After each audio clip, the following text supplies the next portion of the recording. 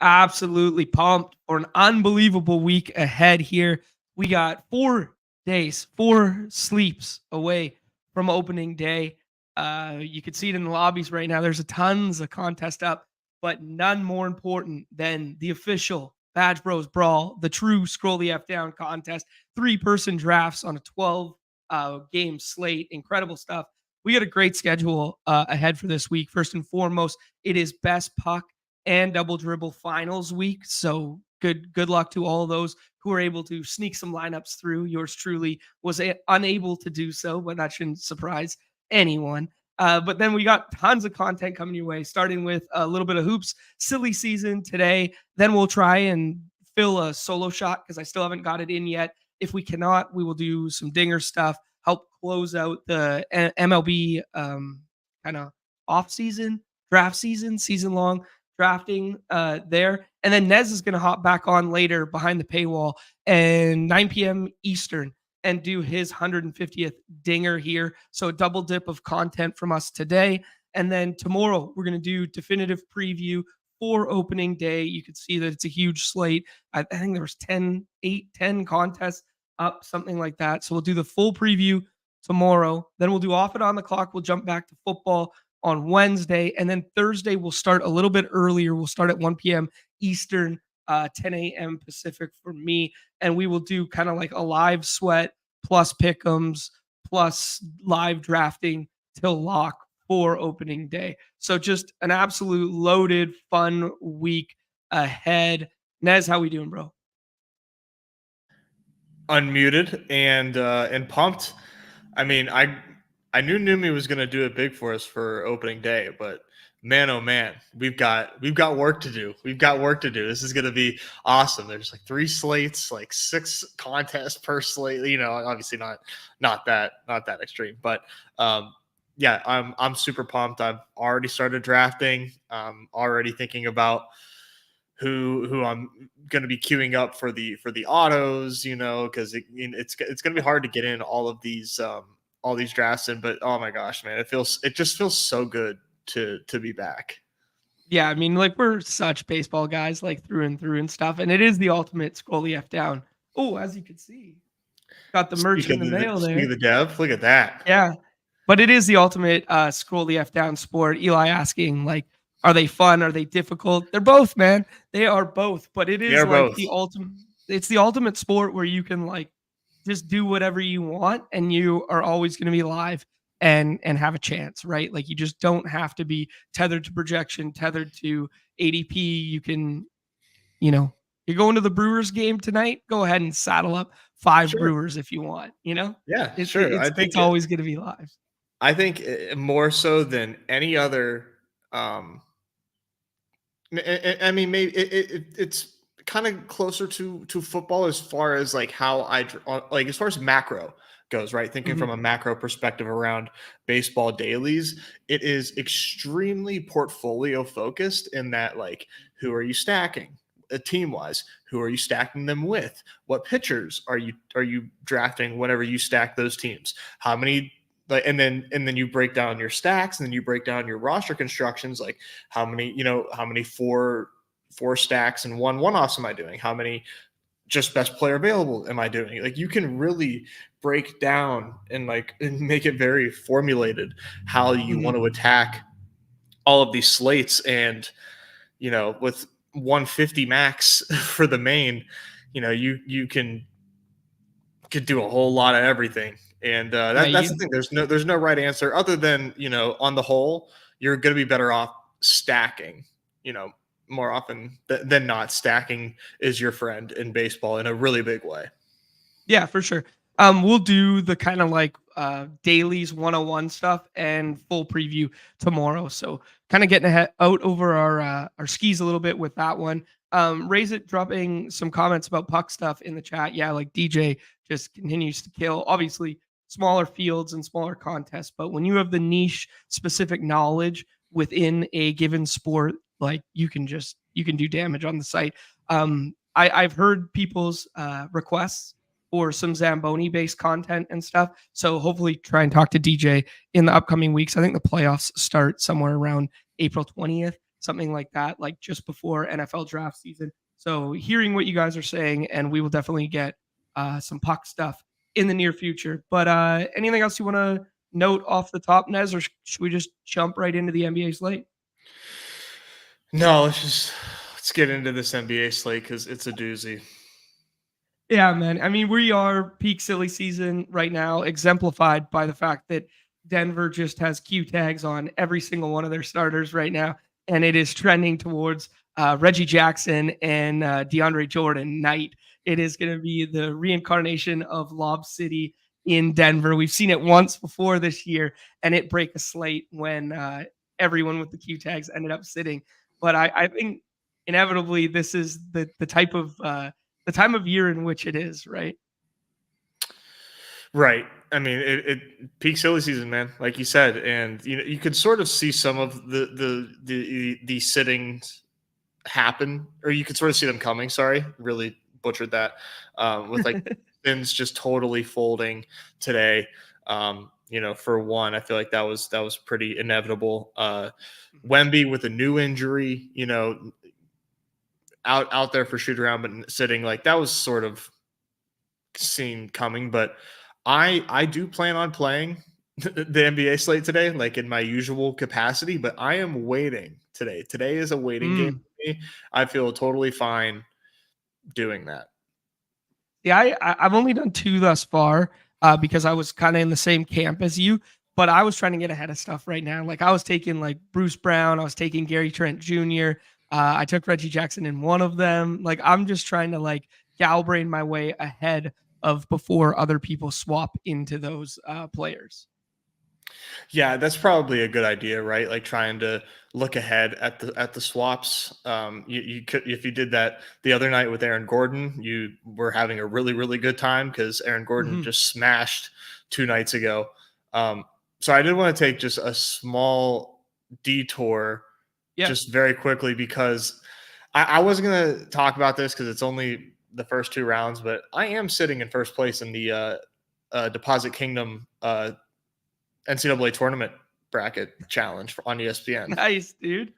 Nice. Yeah, no big deal. No big deal. 99.9 percentile right now. I mean, it makes sense that I'm up there because I mean, this is like the chalkiest like first 2 rounds of the tournament that there's like ever been. And and I went pretty chalky. So I think it makes sense. I won't I don't have to like bring it up because like no one cares that much, but yeah, sitting in first. I don't anticipate it lasting, but yeah. Who's your eventual champ? Houston. Okay. And they almost lost. Yeah, I mean, to be honest, I was away this weekend, so I didn't watch a ton of it. We had it on in the background. Yeah. Dude. I don't know. It's weird. It's like this is like I feel like this is the biggest like the college tournaments have been, men and women's, and I guess just because of where like my money is as far as like baseball and NBA, it just hasn't like my attention now is like it's very much like limited on to like where my money is, and didn't do so for me that's but I'm not yucking anybody's yum. I love that that it's gaining popularity, but yeah, I just needed to do it. I wasn't going to victory lap it because it's not going to hold. But yeah, we are sitting up there right now. So respect me. Too soon. Love it, man. Is Iowa State still in? Because that's who I picked to win. I don't think so. Oh, damn. I think they lost yesterday. Rip my Deposit Kingdom bracket. That was your exactly 11 minutes. Oh no, they're alive. They're alive. They almost lost to Wazoo. Yeah. Anyways, sorry. I didn't mean to totally derail, but Nez, if I were going to ask you tonight, it's a 9-game slate. The 7 p.m. and 7:30 game are cut off. The Clippers game, and I can't even remember what the other one was. How many games on this 9-game slate today have a single-digit spread? Holy crap. Is it 2? 1. 1 game has a single-digit spread today, and it's Brooklyn versus the Raptors with a overall game total of like 216 and missing healthy bodies on every which way on both sides. Like we have reached it in NBA season here. And it's crazy that like we still have like a full slate that will probably fill. You know, like Oh yeah. we're still gonna play. Oh yeah, we are. It's still gonna get played. Like that's crazy. Yeah, dude. These and it makes sense that Nets Raptors game is one of the more intriguing games in my eyes too, from a fantasy standpoint. So I think that checks out. Yeah, I was pretty surprised that it was going largely undrafted right now. Like Kelly Olynyk goes every draft. Mikal Bridges is kind of like in that 30-ish range, and Yeah, as he always is, kind of deal. And then no one else was really going that high. Like Gary Trent played 37, 38 minutes the other night and just jacked up every single shot imaginable. Bruce Brown, for whatever reason, didn't start, but I imagine he starts tonight. Yeah, so I was just surprised that like I think I'm guilty of it all the time to be like, yo, this is a scroll the F down slate. This is scroll the F. Man, we got to scroll the F down and find some minutes. We got to find who today's Miles McBride is going to be, who's going to play the full 48 like he did the other night on like some garbage team. I just keep going back to Raptors in the 6th round. Yeah, what do you think? yeah. I like. I mean, Cam Thomas is probably going to be one of my highest drafted players today. Okay. The Raptors are just, a shell of themselves, and they've been one of the best teams to target in fantasy. And Cam Thomas is getting up his shots in a major way. So I think Mm-hmm. him, Bridges, like you mentioned, and Claxton today are all really, really interesting picks, and Mm-hmm. I plan on taking a lot of them. One of the higher totals today, which isn't saying a lot, but at 219. Well, I guess it's middle of the pack because we've got Jazz and Mavs in these other games, so ignore that comment. But Cam Thomas got like 20 field goal attempts coming today. Mm-hmm. Yeah, I like that. I like that shout a lot there. Cam Thomas currently going with a 22-ish ADP, so definitely a spot you can get over the field there. Front end of the draft board, are you letting Joker fall? I'm not drafting a lot right now, but Yeah. if I was to draft right now Mhm. and I'm up at 2, I'm taking Joker. Like if you're playing now, you can't really play scared, in my opinion. Okay. I don't think it makes sense to draft now and not take Nikola Jokic. Like that's part of the agreement you're making with yourself. If you're drafting right now, is that Mhm. you are if Nikola Jokic is there at 2 and Luka's gone, you take Jokic. Like I think that's just like the mindset that you need to have if you're drafting right now.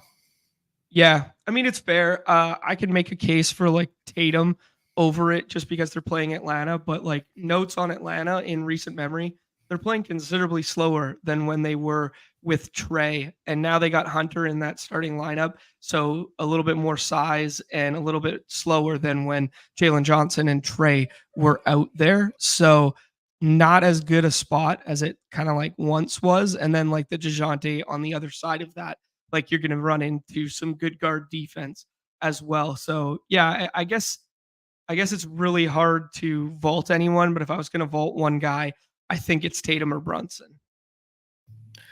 Yeah, I like Brunson tonight. I mean, Detroit is throwing in the towel, but Brunson can still get his. He's Mhm. still a pretty important pick for me today.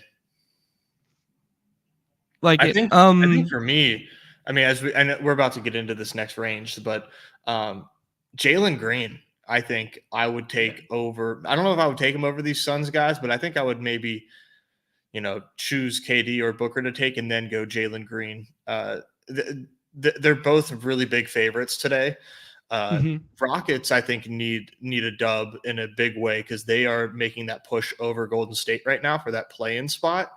Yeah. Jalen Green, like I've mentioned in streams of past, is he is the primary shot taker right now for the Rockets, and he's doing a damn good job of it. And he's playing Portland, so I mean his points prop right now just to like score is 26.5. He's a great play. I mean, and it's not like he's a cheap draft pick, but very much buying that ADP. I'm not so sure that projections are going to like that. I think they're probably going to tell you to take Kyrie. They'll probably tell you to take DeMar. But I just think that if you've been paying attention, like Jalen Green is that guy right now for the Rockets, and they need to win. So I wouldn't fade Jalen Green at ADP, to be honest. Okay. I like it. More rebounding opportunity too with Jabari Smith out. Good He's call. suspended. Yeah. Like no Cam Whitmore, no Jabari Smith. Like we always talked about like the Jalen Green role has grown so much and changed so much over the last year than the way we used to talk about Jalen Green. You know what I mean? Like he does so much more now. It used to be like a tongue-in-cheek joke that it was like, yeah, great, he's gonna score 33 tonight and get his shots up, but like that's 34 fantasy points, Right. because he wouldn't do anything else. I think with Whitmore out, with Jabari Smith missing today, Tari Eason, and obviously Sengun have been out forever now. I do think there's more opportunity to do something like we see in that third box score there with the 10 rebounds against Washington. I do think Portland's pretty big, to be honest, but like I do think there's more opportunity for padding the box score across, right? Yeah, and just another shout in this game, little Jock Landale for the Rockets. Like he is their only big with that suspension, and he's been playing. I mean, only 27 minutes against Utah. I don't know if I forget what the game flow was like there, but I mean, he's gonna get those minutes that you see with Chicago, if not a little bit more, depending on how this game goes. In the sixth, Jock Landale's fine. Yeah, man. No, I fully agree with you. And there's so many guys in these middle ranges, like maybe not down this far, but like kind of like fourth round down, where it's kind of like, what's the difference in taking a shot on what's the difference in taking a shot on Amen Thompson versus like Landale? Like Thompson's going to play 8 more minutes than him just because of the positional designation. But like, there's no reason to say that like the uniqueness angle of like having him as your fourth round comparative can't get it done in silly season. Mm-hmm. Yeah, fully agree. I think in this range, the person that I'm like taking the most by far is DeAndre Ayton. I think if he plays, if DeAndre Ayton was active, given what we just said about this Houston team and the role that Ayton has had, when he was going through that stretch when healthy, he's probably going like he would be ahead of like Jamal Murray. I mean, it's a ton of value there. And right now at pick 31, he's a 5th round pick. And, those swaps in that range that's nothing. So DeAndre Ayton is going to be, when I do my drafts, by far my highest drafted player, I think. I like that shout. Also just the fact that like Portland came out with their injury report already and ruled out Simons like pretty early, but left the Q tag on Ayton makes it kind of bullish that Ayton will go tonight. Yeah, it's definitely bullish for his outlook. Yeah, I like that shout. Let's keep. I'm bouncing back between. Oh, I didn't even show the injury report when I did that. I'm absolutely rusty right now. Let's talk about this next kind of like middling tier here. Miles Bridges, man, like he's a name that like people I think still associate him with when we were taking him in the tail end of the first round, early second round, like a month ago. His role has like drastically changed with like Micic and why am I blanking? Trey Man With the handling rule. Like when LaMelo Ball first went down, and then they kind of were 7-8 bodies deep for a month there. His handling role was so significant, and he was the only option. Now he just doesn't have the ball in his hand nearly as much, and I think we're still paying a little bit of a premium for a player who isn't as advertised. Yeah, I think the field has adjusted pretty well to him, I Okay. will say.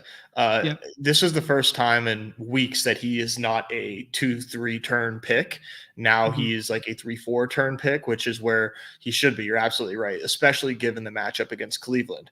I mean, he's a league leader in minutes per game, but like you said, that comes at like less than a fantasy point per minute production as Mhm. of late. So um, yeah, not somebody that is like a huge priority, especially in this game against Cleveland. But he definitely, I think, is very well priced. I think ADP is pretty good today, other than the fact that we're going to get a ton of movement that wasn't foreseen. But I mean, Mhm. this Miles Bridges ADP, I think, is really good by the field. Okay. Sounds good to me. Are we going to see Sexton return to a starting role and matter tonight against Dallas? That's a low key flowchart spot for us. It has been, but um, you know, he's going to be 6 man, I think, tonight with Okay. Markkinen back, and it'll be like Keontae starting. Um, I like Markkinen. I liked him the last time that he played Dallas. Uh, I don't know that he got the PJ treatment though, which like is Mhm. so real. Like all like out of nowhere, Which PJ is crazy Washington. because he wasn't that good as a defender with the Hornets. I What the don't know fuck what it happened? is. I don't know what it is that's changed. Like, was there just like maybe? I guess if I was to think about it, like in Charlotte, was there just like zero emphasis on defense, and they were just kind of just hooping? It was like, hey, we're not a good team. Like, just you know, I guess. do your thing. Yeah, Yeah. do what's best for you long term. And now maybe in Dallas, he got here and they're like, hey, Luka's not playing defense. That's not happening. Right. So like you need to lock down. And he's just like, okay, yeah, I will. And thus he did. So that's like kind of an interesting thing because like the flow chart hasn't been flow charting quite as much against Dallas, and I don't know if it's PJ's fault. Yeah, that's a good shout there. Pitch adding some context here. Clarkson back tonight for the 6 man role. That's kind of where I was leading in that direction too. That I do think they start Sexton tonight. Not that it really matters because I think he does play similar minutes or whatever, but I just found the Sexton ADP a little rich in my mind, even though he was going to be starting, because I think the perception of him starting doesn't matter as much than people think it does. And I was kind of thinking I'd take Markkinen in Sexton's spot there. I agree. I think that those two need flip flopped for sure. I like Sexton a lot, and I like the matchup for Sexton a lot. But a Mhm. fully healthy Jazz team's kind of a headache. I mean, they're fun Yeah. on a macro. Like this game is likely to go over its total, I think. But for fantasy, when we're trying to pick spots and pick players to blow up and have ceiling games, it's tough now when they're Yeah. fully healthy. I mean, that's a lot of shots going up. Yeah.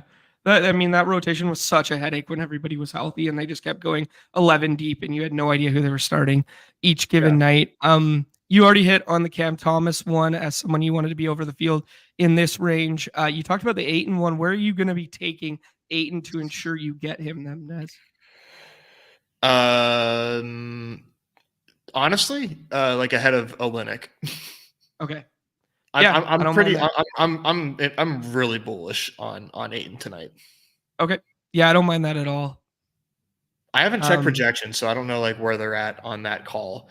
okay. And I don't really plan on it until like really late. I'm milking this out and just kind of going with my gut at the moment. And then once we finally get that last wave of important news, Mhm. then I'll take a look and see how I did. But There you go. I feel confident about Aiton there. Oh, okay. Gypsy's saying that the projections love Aiton right now, so that kind of checks out. I mean, the Olynyk shout, they've been funneling a lot of usage like through Olynyk and like kind of using Olynyk in the poor man's Sangoon role, where Mhm. he's doing the handoff stuff at the top of the Yep. key and like he's a decent passer, that sort of thing as a facilitator, and then Trent's taking a shit ton of shots, but it's just not a great rebounding or auxiliary stats matchup to go up against Claxton and Sharp, where Collie loves to have a traditional big five on the floor the majority of the time. Yeah, I don't love the spot for Olenek, but Mhm. he's been popping in projections ever since the Raptors have kind of been this stripped down version of themselves. And he got home the last time he played, but that was a pretty good matchup. Yeah, against Washington. Like that was as expected. But this spot against Brooklyn, I don't love, man. Brooklyn is sort of a team that I don't really know what to do with whenever they're on the I mean, when it comes to drafting their players and whenever teams play against them, they're just kind of like a interesting team. Not a lot of Raptors love for me today. Yeah, I like it. Hey, shout out to Joe. I saw Joe won the other night. Yo, shout Yeah, out. Love that. big dub, man. Yeah. Interesting note that he brings up here. The elbow tendonitis is like a real designation, but we were saying that we were bullish on the Q tag just because they had the opportunity to rule him out once now, ruled some guys out, and they have yet to rule him out. Hypothetical scenario, they rule Ayton out. Who would you swap to, Nez? Ooh, I mean, that would really depend on like everything else that goes down today. I will say I think Claxton is like undrafted. Yeah, I saw him go in my drafts, but he's buried. You're right. Yeah, I think he's pretty interesting. He never gets like 30 minutes a game, I don't think, or at least I don't know that he has as of late. There's 30 there. Yeah. Yeah, like the scores haven't been great, but this feels like a Claxton game here. I don't know. I've got a sneaking suspicion. I like that shout, man. I do like that shout. I would flip Claxton and Olynyk's ADPs right now. Oh wow. Yeah, I mean, I feel better about Claxton than Olynyk tonight. I mean, I will say that much. Yeah. Let's talk about some other guys to scroll. Never Bridges. I brought up the spot, DeAndre. Though, man. It is a good spot, but fucking Never Bridges. True enough. Yeah, I would not fault anyone for getting over the field on Bridges tonight. I did see a nugget in the chat there that I totally forgot about. Was it Julian or was it Pitch who brought it up? Pitch brought it up there that the Nets turned down Jalen Green and multiple firsts for Mikal. Like that is aged like fucking milk right now. That's insane. That's like hard to believe. Like I don't like. Come on, dude. Are you serious? Are you actually serious? Like, who do they think this guy is? They must be he must be ETR subs. Oh man, they love the fact that Mikal pops every single night in the projections. Yeah, the Nets organization is running on the fact that the combination they run the Sims and they across the whole industry and they just see that Mikal pops every night and they can't figure out why he's not getting it done for them. Yeah, That's exactly what happens. I love it. Some other guys that we wanted to hit on. Let's keep scrolling. I took Scoot in both of my first drafts. I took Vassell. I think they're both two guys that should be pushing up, just given the fact that ADP hasn't adjusted for the fact that Simons is out and it hasn't adjusted for the fact that Wemby is out right now. Do you agree with that? So I do agree. I'm just like a little worried that the Spurs are going to get the break speed off them and it won't even matter. But because the Suns are locking in. I think you can kind of see that they are not messing around and, trying to take care of business night in, night out at the moment. But 13-point favorites too.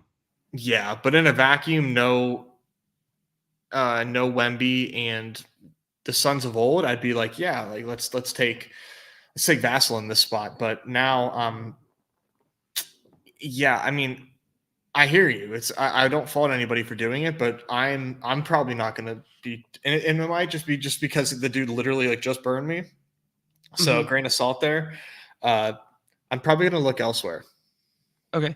I'm just kind of scrolling on the other screen here in some of the other totals and stuff like that.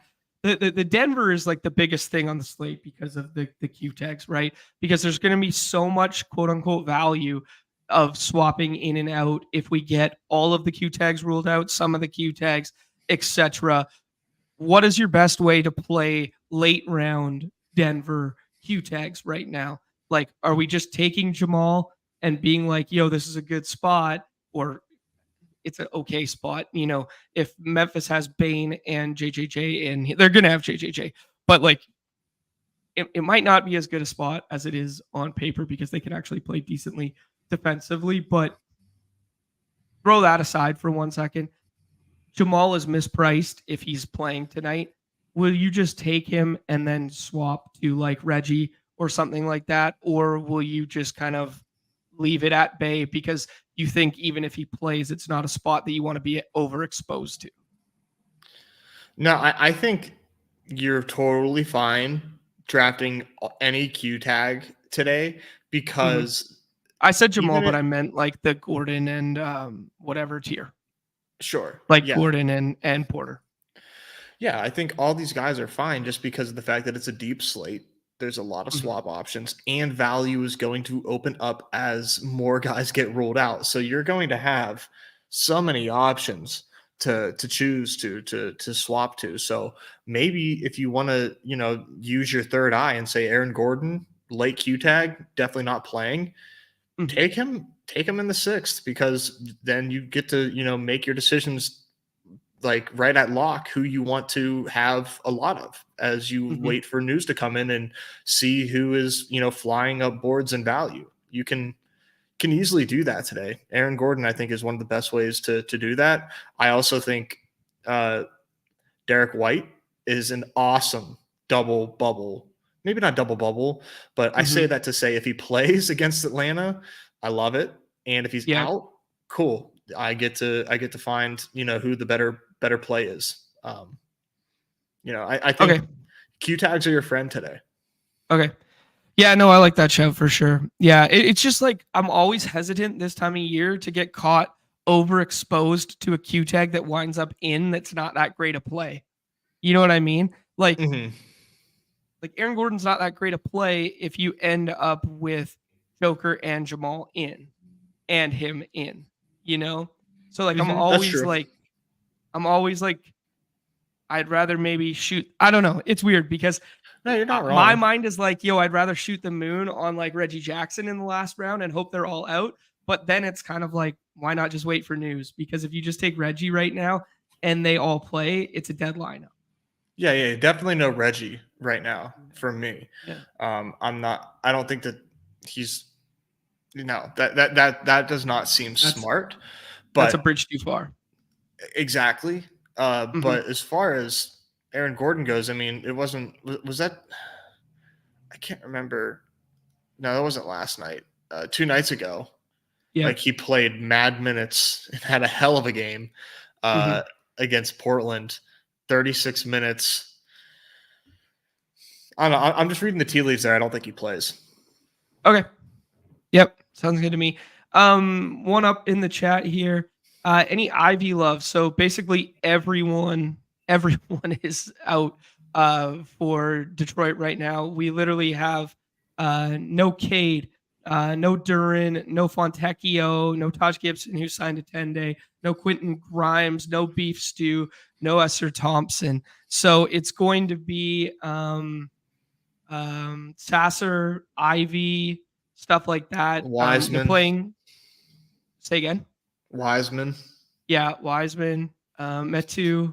Yeah, it's. I mean, it is. It's a weird spot versus the Knicks. Not the best spot in the world. Knicks play slow, whatever. But Ivy might get 38 minutes, 36 minutes, 40 minutes, enough to matter in the sixth round here with a full handling role.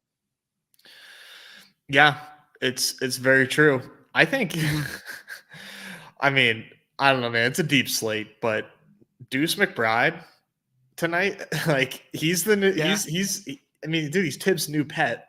He's dude, playing, a full 48 the other timeout. yeah, and against this Pistons team, like he could. God, man, this slate's ridiculous. But like, I could Mhm. totally see him mattering tonight. Yeah. I mean, okay, this is why like silly season's so weird and like waiting for news is so strange. I will build teams right now anticipating news where like I'll have a six-person combo that nobody else will have. I will have a DeAndre Jordan plus Reggie Jackson plus Jaden Ivey plus McBride, something like that, where you just buy minutes from the third round down. Maybe like post news. I don't. I can't. Reggie Jackson before the news is just It's like just too thin. it's that's That's as close to gambling as it gets. We are saying names today. There you go. Yeah. I mean, it's just like when I see a slate like this and I see like, just Like, where do you think he's gonna imagine go though? imagine Like projections at lock. My point is he projects for like 38 fantasy points if that happens, right? Like he projects for 36 or 38, which is kind of like it just puts him in the fourth round tier. But my point is I can pair him in ways that nobody else will have him paired instead of just having him as like a one-off in a lineup that's the exact same combo as everybody else. I don't disagree on the lineup building. I would just like I would not do that right now. You know, like not Yeah, yet, man. Like it's still going to be rare. Even if we get that news, right. that is still going to be a But then unique team. I promise. But you know how people react to news, right? Because like people overreact to news as soon as the drop comes. And if we get that like underdog NBA update right now, boom, projection update follows 15 minutes later, and all of a sudden he goes in the third round over and over again, right? No, not the third, dude. Not the Okay. third. It's not gonna be that crazy. All right. Sounds If good. it, Um, if it was like undrafted to third round type news, mhm. then okay, like I can give you that, but in my opinion, it's not gonna it's not gonna be that drastic. Yeah, okay. Let's hop in here and see what we can kind of do. I saw a Nurk shout in the chat here. Any love for auxiliary Phoenix guys today? uh, I'm scared because they're gonna crush, and Hmm. they're gonna be like up 30, and Yeah. and Nurk like Nurk in a blowout, he might not get to 20 minutes, but he's if he he totally has 20 rebound potential. We've seen it against good teams, Hmm. you know. Yeah. But that it's tough, man, because he's in such a good spot against the Wemby-less Spurs. He might have 10 rebounds by the end of the first quarter. Yeah. Any love for auxiliary spur guys like Keldon Johnson or Zach Collins gonna start with Wemby out? Will you get to any Zach Collins in the sixth round? I think that's viable. Hmm. Um, like I said, I'm just worried about the two teams here. Uh, they're playing in very opposite trajectories right now. Suns are playing really well lately, and boy, the Spurs are not. Yeah, I feel that. Like it's you can't dodge every blowout game, but Hmm. you can try. I'm interested to see what our Any boy Names does here. Okay. Any sixth round Chris Murray for you?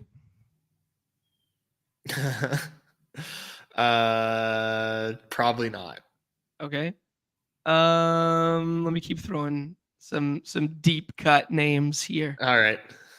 Um any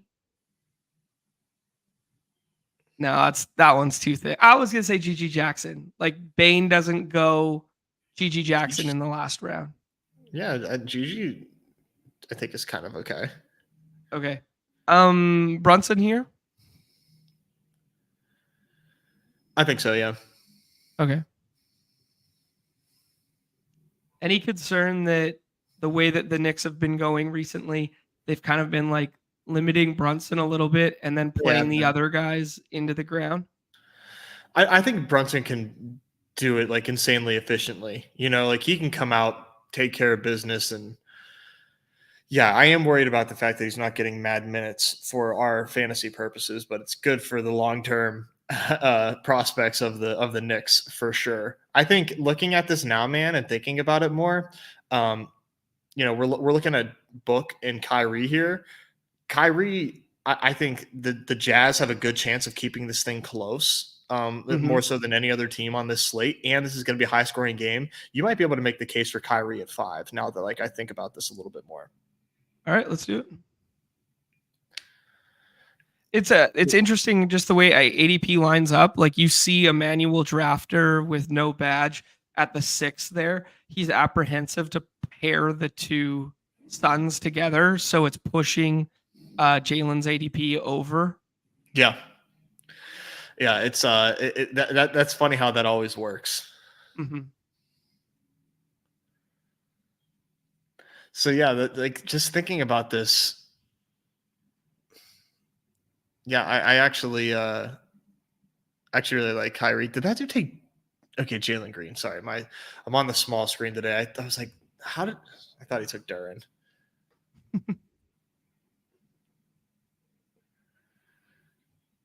Jaylen Brown getting some love from other sites and shows today.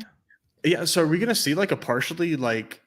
Are we gonna see a Big Three Celtics game? We haven't seen a Big Three Celtics game in a minute. It feels like. Yeah. Or there was Jaren one the Jackson other falls day. back to T-box there. Is this where we take your Cam Thomas love and he just jacks up all those shots, or do you want to get the Jamal Murray and potential swap? I bet we could make this. Let's see if we can make this dude balk on Murray. He's got no tag. He sees the Q tag. He's manual. Like he's really hand in the dirt right now. I bet he's gonna. I just want to put him on the spot. You know, like it's okay if we miss Jamal. I just like putting a little pressure on the no badge players, kind of like you were talking about before in like baseball season. Like if there's a no badger around the corner, just like snap picking your pick there, like making them pick under pressure is like kind of fun. Yeah, no, I fully agree with that. Yep, there's For one. what it's worth, I don't think Jamal's going to play today. Like, I don't think Jamal or Joker play today. I don't think. Okay. I think Michael Porter Jr. might be the only one who plays today, but I think basically all of them don't play. I would probably call that more likely than not. That did we take Jamal? I think so. Okay, just in case, and then the swap equity, you don't mind? Yeah. I'm putting you to work, you know, setting up your swaps here, but yeah, I think that makes sense. I mean, it's just gonna be Reggie, so in my mind, we just took Reggie in the fourth. Exactly. This is what you wanted all along, man. Yeah, sort of. Yeah, no, you actually wanted Reggie the third. I just this time of year, I've been around long enough to know that there's going to be landmines all over the place, and if you can be I know ball better than everybody else to take those landmines out before it happens, if you're not playing at volume, that's kind of the only way you win. The only way to win is to draft Reggie Jackson before the news. Not necessarily. Not necessarily Reggie. I know. I'm putting words in your mouth there. I know. No matter what. I mean, like I would take Reggie and DeAndre over all these guys on my screen if they were playing and starting today. Let's take Aiden. Yeah, this is Aiden time. Damn, man. Some loud motherfuckers in the lobby over here. I don't know if you could hear that bleeding in. Just a little bit, not bad. Okay, this next one, Hartenstein's minutes have been ramping back up again. Kind of good spot, but yeah, but like risk with everybody. Yeah, right against the Pistons. Like, what are they gonna do? Are they gonna be nuts about it? That's why I think like Deuce McBride represents somebody that like is gonna get a ton of minutes and isn't like a huge it's okay. You know, like they can run him into the ground. Okay. Mikal, do we have to do it in the 6th, or do you want one of these other guys? I would probably take Mikal. Fine. Never, just being honest. Never, ever light lineups on fire like this. I know. Pair them with Cam Thomas. Both their ceilings are eliminated, and ADP gets us. Never Mikal. They're going to be trading buckets all night. Those two and Javon Freeman Liberty. Yeah, remember last time Des called out the non-badge? That wasn't our room, damn it. I'm vindicated. Went on to win $2,000. Let's rip one more of those and then let's jump in. You know what I'm probably gonna do? While we rip this hoops draft, I'm gonna jump in the lobby of the solo shot. And I'm gonna try and fill a solo shot right now because I still have it. I I still haven't done it yet. Let's try and fill this. If you have not done a solo shot yet and you want to get that action in, there are 6 more spots right now. We got 5 to 8 more minutes to fill this. I'm in it right now. 4 more spots in the solo shot. So we'll bounce back and forth. 3 more spots Whoa, if let's it go. fills. Yeah. Man, we So got a if you lot want to of, get in, surprisingly, a lot of news with baseball too. This, yeah. you know, story with Yeah. Lees like getting left off. Such a bummer. Off the projected opening day lineup, not the roster, Mhm. but just really weird stuff. And also for our mobile drafters, update your phones if you're on iOS and you haven't updated yet. They fixed the draft lobby Oh, the or toggles. draft Perfect. rooms. Yes, yeah, it looks a lot better. It looks really nice. Okay, great. We got Hoops guys carrying in here. We got our guy Bound 333, Barry Time, Jay Galladay, and Herbert Power. Love it. We got two more spots in that solo shot. So if you're watching and you're wanting to join up in that one, 2 more for the single entry $75. Would have loved to be in there with you, but I got that thing knocked out. I got a decent little team too in there. Well, I'll be the judge, man. This is going to be the ultimate scrolling, getting my guys team. Yeah, don't let me talk you off of anything. Jalen Green goes 3. I mean, he's the cover boy for a reason, man. It's a good spot. 1 more in the solo shot. I mean, damn. 103.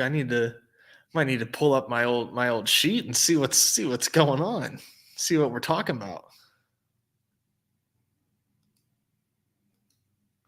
Popping in the old projection models. I don't even he never pops, you know? No, he doesn't. Yeah. No, he doesn't.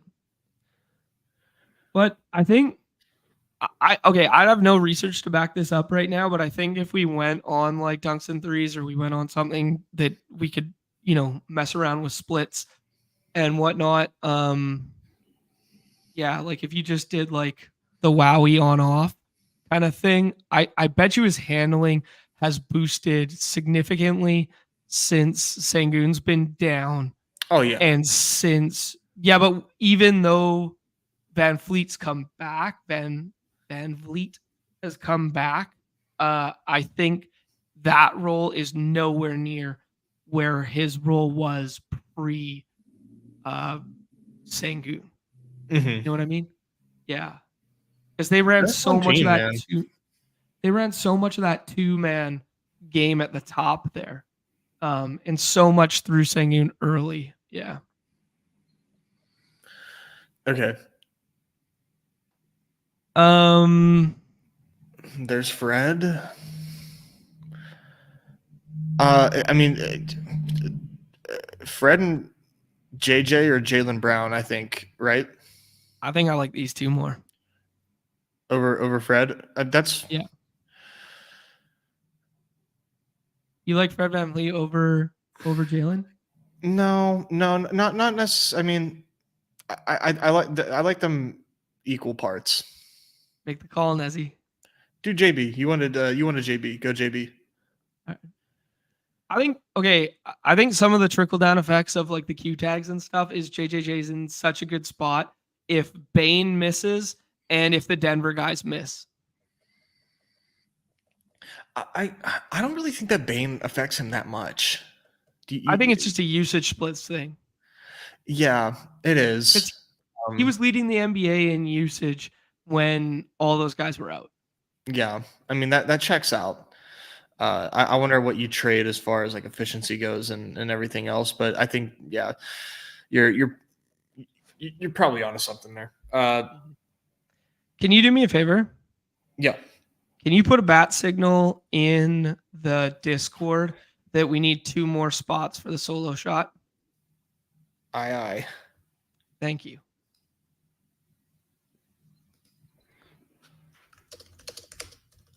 They're always harder because, so many people will have done the single entry already. Let's play I know. news.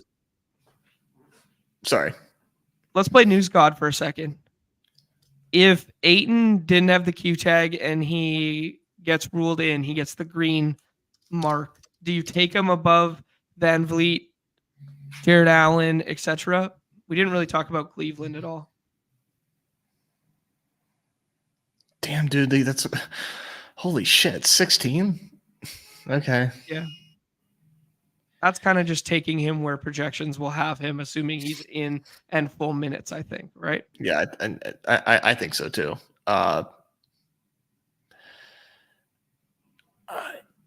Yeah, I think maybe over Van Fleet. Green at 3 is a fart move. I like that. Oh, Jalen Green's got the dad power bump. I didn't realize he became a father this year. Dude, he's times 3. Wow. Obviously, to more than one baby mama, but Or 3 from 1? no, no. They called it a Tyreek 3-peat, a Tyreek Pete. We got one more spot in the solo shot. We were talking a lot about Larry Marketing just in general there. Let's take him. Mm-hmm. Another guy that we didn't talk about who's returning or returned yesterday, I guess yesterday or Saturday. No, yesterday. Mobley came back, but minutes restriction there. Denny Avdia, Nurk, Olenek. Who do you like, Nez? Jeez, this is hell. I like Claxton. I like Avdia as well with no Kuz. Let's take Avdia. Avdia feels best out of that bunch with no Kuz. Yeah. Avdia feels like a tier a little bit. Yeah, I think projection-wise, that's what it's going to look like too. I like Scoot tonight too. I mean, I don't know if we get a big Blanton night or not. Solo shot is filled. Perfect. Thank you guys. We will be good to go in a second here. Yeah, I don't know if we get a big Blanton handling rule. But I think they want to play the young guys. Yeah, that's where I'm at. And Scoot's getting a lot of usage. They need him to gain some experience because he's not looking like a good draft pick, which you can't really blame them for because he was considered like the consensus 102. But he needs a little assistance in the form of experience and minutes at the rookie level in a lost season. Yeah, no, I fully agree there. Yeah, he's had enough experience at breaking shots. He was one of the worst finishing players around the rim to start the year. We rolled the 103 here, Nez. Otani or Judge, Mookie Betts. Who do you prefer? Oh wow, hello. We totally transitioned here. Yeah.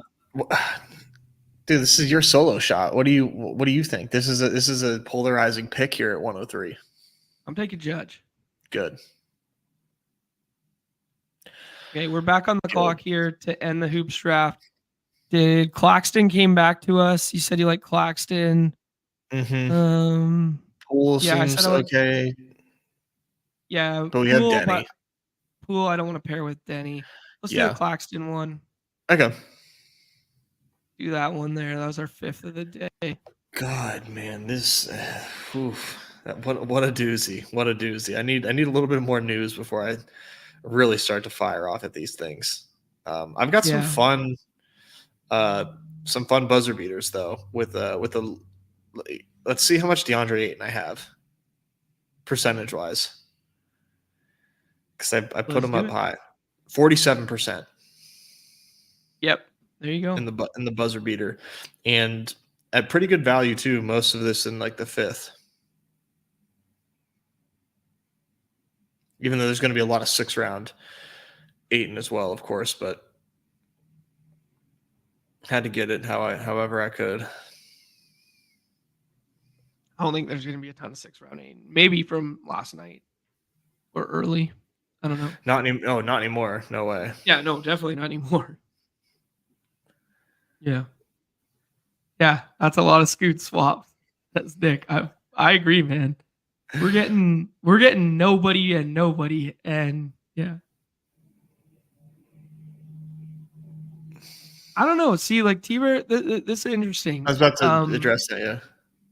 Yeah. Do you guys regret the Judge over Otani stuff? Like Judge's ADP was this 3 spot basically all year. I don't know. Otani's ahead of schedule to start a throwing program too. Not that it matters for our scoring system, but just matters in general for like the way we talk about his health. I guess. I don't know. A lot of really, really, really good lineups out there. I don't think you should really feel one way or the other, especially when you're talking about, oh, boo-hoo, like I took Aaron Judge. Like, come on. It's Aaron Judge, man. You don't need to be upset if you have heavy Aaron Judge bags. I think that's, unless you're taking him over Acuna, then then yeah, maybe go ahead and weep. But there's no reason to be upset about having a lot of Aaron Judge. But I mean, hop in the dailies and get a sense of like maybe where you should be taking Ooh, some dark. players. Man, I thought we were gonna get some cheeky Seager value still, but Dark Sheep flipping the board and taking Corey Seager, aka Cover Boy, on the other side of the board. Hey man, it's a solo shot. You got to get your guys. Yeah, no, he was going to be one of my guys on this side of the board and take him at 22, but guess not. Yeah. But you look at, the Dodgers lineup and dailies, and they all go as you see in this draft. I mean, they're all the Dodgers are going in the first round here. Ellie is going really, really early. Kind of puts things into perspective. And one of the things that kind of got put into perspective, in my opinion, was like not that anybody was like hyping up the Tigers, but trying to stack the Tigers felt really difficult. In dailies. Yeah. I think Well, I I mean, think Crochet's that's a lefty. that's Facing a opening lefty. day. Well, it's also opening day with all these sick pitchers on the mound, and Crochet just is like a thumb compared to all of them. Right. Yeah. But for me, like Tigers are probably going to be like a righty only team that I get to. Torque is probably going to be a fun pick, but Dang. Harper played the other day. I was thinking that'd be a cheeky way to set up a Harper / Turner. Everybody's just letting Riley fall here. good Riley value. Yeah, I think I'm gonna take Riley. This might be the Yeah. only. I mean, it'd be better if we didn't have Judge. It'd be better if we had Betts, because I would say Betts plus Riley is probably almost a 0% combo. But Judge plus Riley's conceivable because Judge was falling a bit. Or Otani Yeah, it's just a plus matter Riley. of how many drafts were done in the middle of that Judge fall. There's not a ton of liquidity in the solo shot. Yeah, I'm gonna take Randy here over a stack. Yeah, I like Randy. I don't really like Michael Harris and Albies to the extent that everybody else does, and I'd rather backstack Randy with like Isak and Yandy. Easily stacked. Nothing wrong with a little third round Randy or Rosarina. I mean, interesting that he fell that far. And I'd rather get that like uniqueness angle of this, whereas like Albies plus Riley or Harris plus Riley exists like 100% in the second and third. Not that it fully matters. For sure, a lot in the dinger. Yeah. Just really, yeah. This is like a whole new ball game. Yeah, I wonder what you think in terms of like the solo shot value of stacking and positional value requirements comparative to like the bigger field contest. I still like it, like I don't see, this is still a big contest. It's 10K to first. I still want to stack. I did Judge in mine as well in my solo shots, so it'll be funny to see. And I did Randy. in mine as well. But I have Harper instead of Austin Riley. So 2 for 3 so far is pretty funny. Yeah, it's kind of funny. I got Langford in my solo shot, of course, though. Yep. Yeah, I could give you some flowers on CLV of the draft window stuff, like whether it pans out to matter at all. But you were ahead of the curve on the Hayes stuff, the Cruz stuff, the Henry Davis stuff, the Langford stuff. Like all of those are like multiple round CLV now. Yeah, we'll see what comes of it, but yeah, it's fun to at least have that. I mean, you'd rather have it than negative. The Right. one Yeah. that hasn't aged so well is Matt Wallner. Hasn't gone up like at all, but that's fine. I'd rather him go undrafted. Yeah. I mean, then you just play like the uniqueness angle of late ownership. Yeah, I mean he's like a similar in my opinion. Yeah. Which is 20th round. But he's gonna get platooned. There's no doubt about that. Nolan Jones, I seen this fall. I really like this Tarkus start right here. Tatis, Trout, Gunnar Henderson, Nolan Jones. That's like one of my. It's like building one of my teams right there. But that Nolan Jones is falling to the 4th round based on he fouled the ball off his leg on Saturday, but it sounds like he's fine. Oh, Nez just that froze. discount's been great, man. He's fine. Yeah. Like yeah. I'm grateful that headline said what it said, like helped off the field, and like nobody cared why he was helped off the field. Like it was a foul ball off the leg. That happens a lot. Like it could have been bad. It could have been a fracture to the patella, but it wasn't. And he's fine, and he's not missing time. So thank you for the dip. Yeah. I've been scooping that up because I didn't have a lot of Nolan Jones so far this season, but now that he's falling a few spots, I'm hammering that. Yeah, I like that shout. Kevin Gosman goes there, a guy that I didn't want to bring up his name yet. There was a lot of FUD around him. He was falling to the 5th and 6th round. That is a huge CLV guy this spring. I know. He had a good start. I wish I was buying that dip. Yeah, he looks like he's going to avoid the IL. He just pitched today against the Pirates and looked great. Yeah. Castillo, my ranks is kind of my favorite here. Yeah, Castillo or Jazz? I think Castillo, unless you want to go Jazz. So you're not going to help me at all. Castillo or Jazz? I think Castillo, unless you want to go Jazz. I mean, this is your solo shot, brother. I can't be influencing too hard here. It's true. Some interesting picks thus far. We see Wyatt Langford go to 40 for dark sheets. I knew that was going to happen. Man, is he that much better a pick than Jackson Chourio? Yes. Oh my gosh, yes.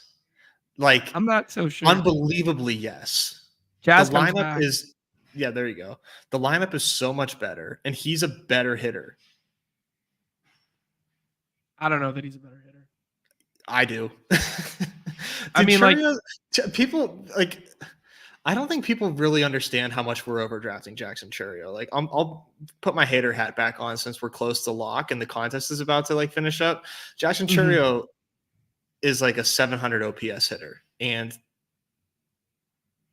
he's going at pick 100. When it just doesn't make sense to me, man. I don't know. Yeah. I mean, we were both kind of like off it for that reason for like a stretch, but like I'm not sure he's 60 picks better than when both of them make the team. I don't know. Langford's hit at every level, but they're all such small samples. Like he's had like a over 1,000 OPS at every level he's played at, but it's like actually I think it was pretty close to 1,100 OPS. But yeah. Did you see the video of Bochy like telling him he made the show? No, I haven't yet.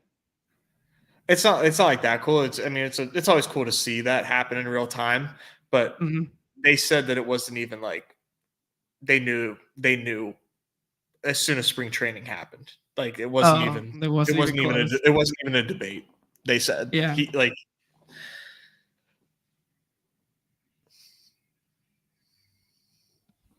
It's the Corbin Carroll thing, like of last season, you know? Mm-hmm. It's the exact same thing. Yeah, except for Wyatt doesn't run. But like As far as like Corbin rookie Carroll's hype goes, and like Corbin Carroll's fantasy ceiling was so much higher. Like for Wyatt to pay off how far he's pushed up, he literally has to be Trout.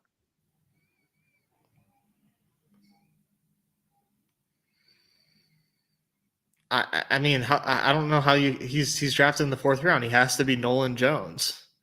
Yeah, You know, he has to be where he's drafted. He doesn't have to be Michael Trout, man. Well, Trout was falling to the 4th round early in the draft season, but that was kind of like just a player comp thing where he wouldn't run that much and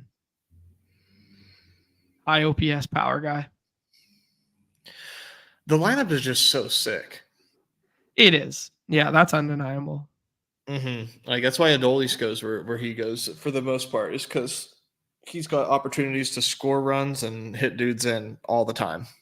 Who'd you rather have, Wyatt Langford or Adolis for the season? Adolis. Evan Carter or Wyatt Langford?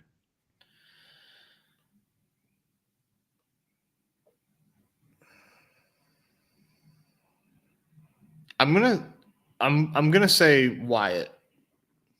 Yeah. Like Evan Carter's an interesting profile. Yeah, he's like a little too vanilla for the scoring system where it's like he's a contact guy, he's a walks guy. Yeah, and he still strikes out a bunch. Yeah. T-Bear brings up an interesting one. Wyatt will do what McCormick does. I don't think that's terrible. I mean, it's not a guarantee that Wyatt Langford smashes, but like it's rare that, you know, just putting this into perspective of like of the projections. Projections say Wyatt Langford is going to be like a well above average hitter, and he hasn't played a single game in the majors. You don't get that from projections on rookies that have never played Major League Baseball games. That just doesn't happen.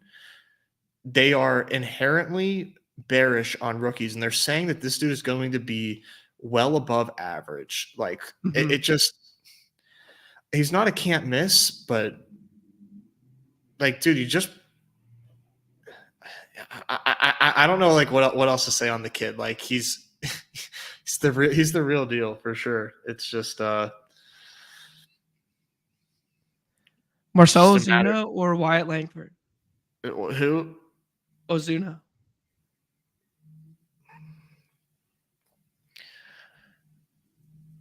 I mean, they're kind of similar.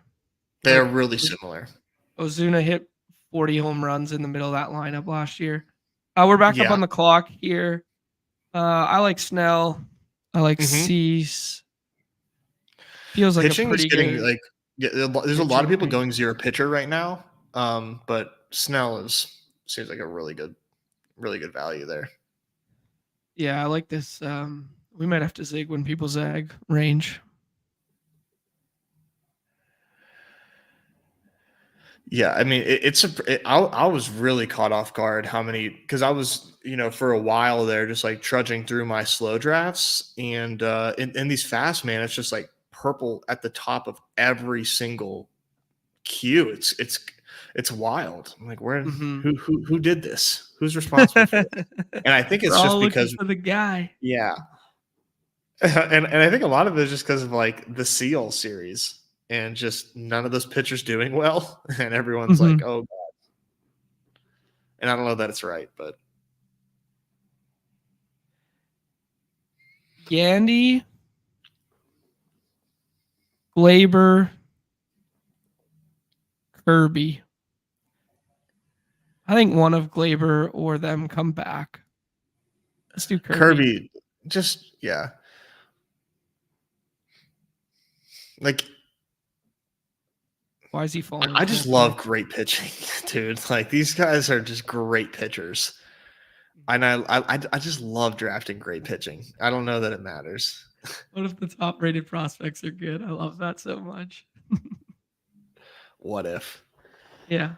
Hey, we got like 80 of us hanging out. Do us a favor, hit that like, hit that subscribe, that follow, that notification, do all that good stuff for us, please. And thank you. Helps the algorithm push people our way, some new people our way, help them find Underdog and find our content adjacent to it. All right, there's my pitch. There's my plug. Good work.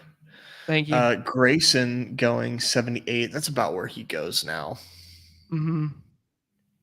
Where's It's a Jackson fall. Holiday's new ADP supposed to be? Oh, man. I think it's like 150 range. That's basically where it is. Like 136 or something. I stopped drafting him like a month ago. When it was just like glaringly obvious that they have a log jam in their lineup and they have no real intentions of making things easy on us. Yeah. Have you mixed in any Cowser? Cowser made the opening day roster there. Yeah, I don't think he's like a overhauled. super duper everyday player, but I have taken him a couple times in the 20th. I think he's their best defensive center fielder. I mean, Austin Hayes is fine, but like I think Hauser might be slightly better. Yeah, I just have no idea how this alpha is going to break for them. Yeah. Chips out here sniping Neil Oliver. Hey, shout out to Neil. Took down the golf contest for 2K the other day. Multi-sport Man's got athlete. the horns. Goat horns. Those are coveted, man. Yeah. Made me feel, you know, I was taking him for granted a little bit, knowing that Neil just got his. Kind of made me like, happy that I got mine again. Mm-hmm. Tomorrow night. Ugh. God. Against the Wiz, yeah, it might be. I gotta check. I forget where they're at in the standings. The Bulls. They're live, right? Yeah, I think so. I think they're like 11, 10, 11. They're live, but like.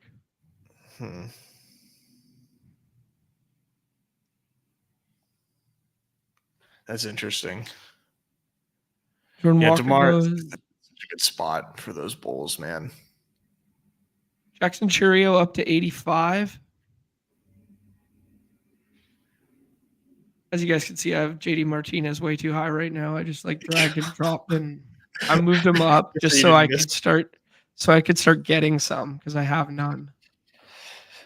I know. I wish I had the best ball Viper stones to take like 70%. I don't really care. I don't want that, to be honest. I don't either. I just don't want to have zero.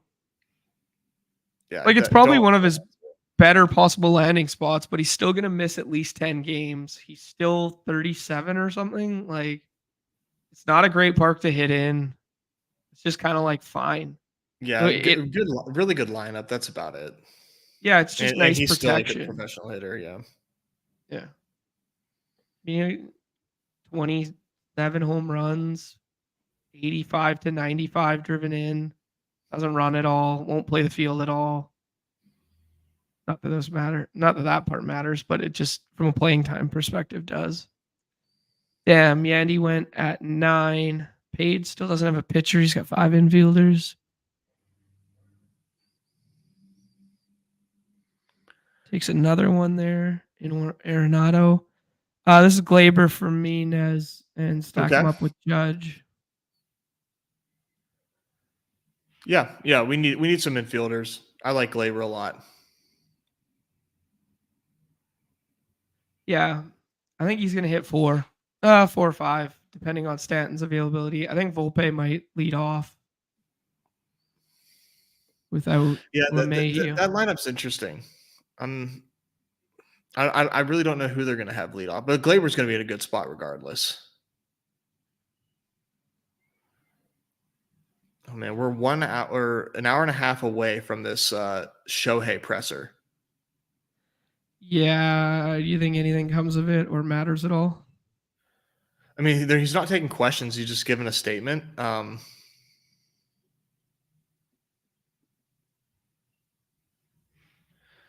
It's at 2:45 Pacific. Yeah, so it's an hour and a half.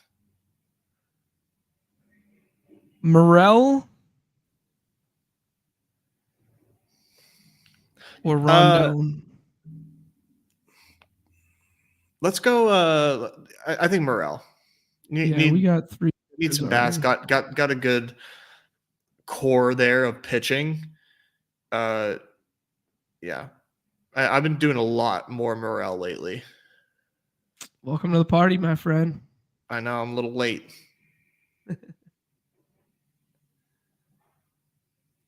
Yeah, there's another one too.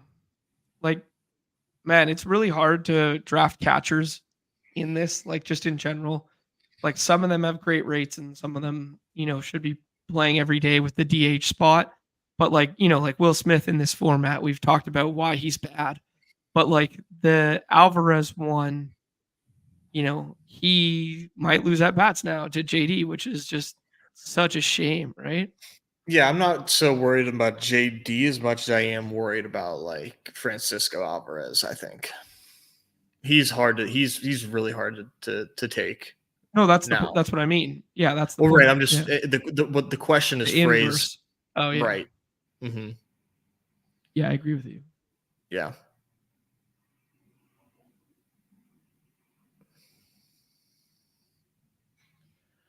Yeah.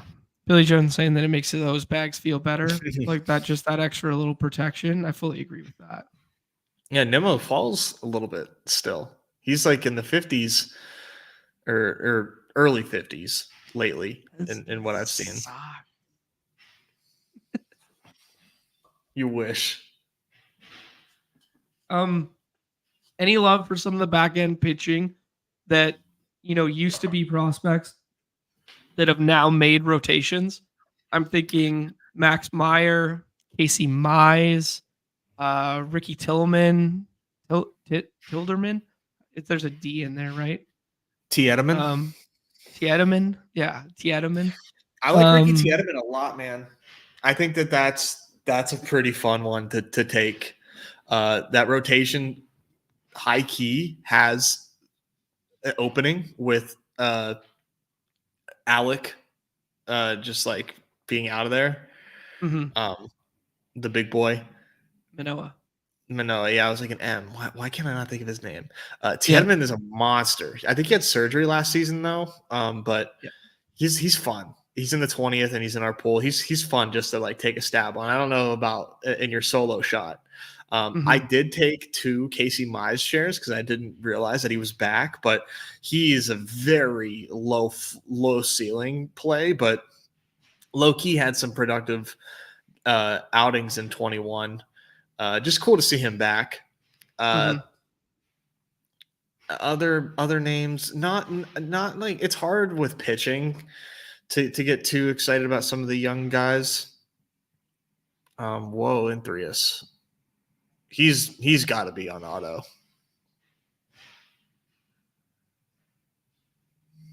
What's he doing? Somebody ping him in the Discord. Did you see that team? No.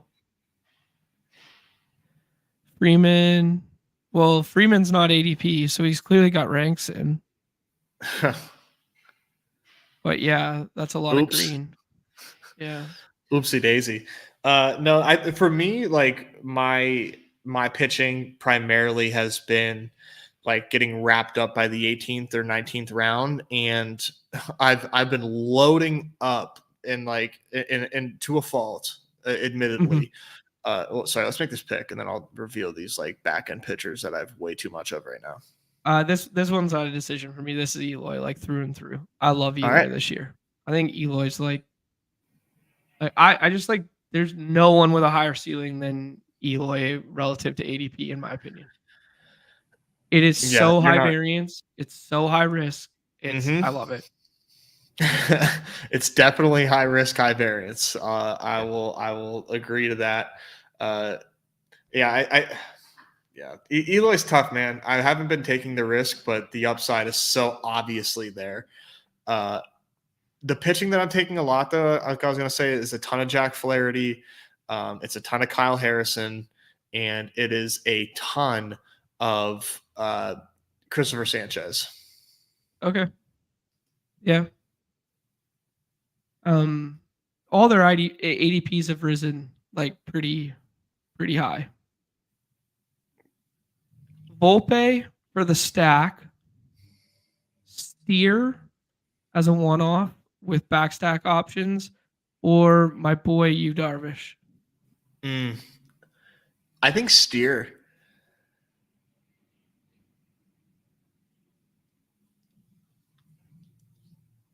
I think I want Yu Darvish, Nez. Take your boy. I think I got to get my guys on my solo bullet. You absolutely do. You have to. Yu Darvish is one of my highest exposed. I just love He's gone up in ADP too, I think, right? Minimally, but he's definitely. I don't remember him being in the 120s. I thought he was like way later than that for a while, but Yeah, that might just be because I didn't really take him that much. yeah. But now I have. Yeah, yeah. I can see this, Julian. Like Hunter Brown. Hunter Brown's fine. Hunter Brown's like the sexy new toy. I didn't realize how good Hunter Brown's K per 9 was last season. Mm-hmm. It was really good. Neil, I don't. We talked about this a little bit at the beginning of the show. I don't think you're dead if Joker doesn't play at all. Like I think you can. There's gonna be so much swapping, so much value is gonna open up. I don't think you're dead. Yeah. Number one swap priority, like obviously you don't want him to not play when you're overexposed to him. But I don't think you're dead, just given the landscape of the first round today. Yeah, there's going to be a ton of value opening up. I think you're okay. Yeah. Like if there was ever a slate, fuck Inthrius. Come on, man. Andy's bleeding? Now he is. Take a purple. Take a purple. All right. There we go. Taylor Ward.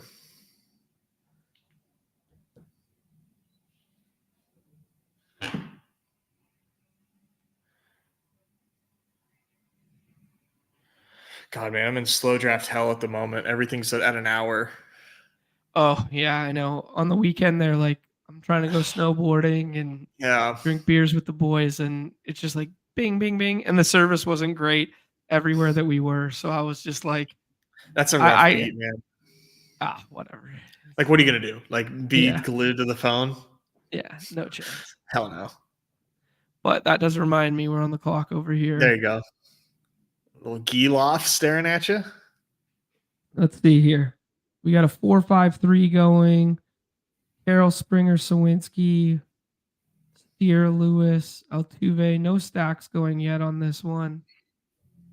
We could stack a Brian Hayes.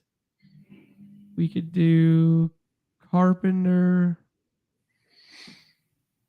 Geloff. What do you like? You're at 4-5-3. Yeah, it might be outfielder time. Or Ton. All right, let's do Ton. All right, back to the solo shot. Little hand in the dirt take from Zeke Matthews in the chat about Cutter Crawford, who I think is an interesting player. He's going to be 10x better without Kike's errors in the field. 10x. 10x. I'm here for 10x. He might be the Red Sox SP1. I think that's true, and I don't know that that's bullish, but it could be true. That might just be a Red Sox thing. Probably Bayo, but yeah.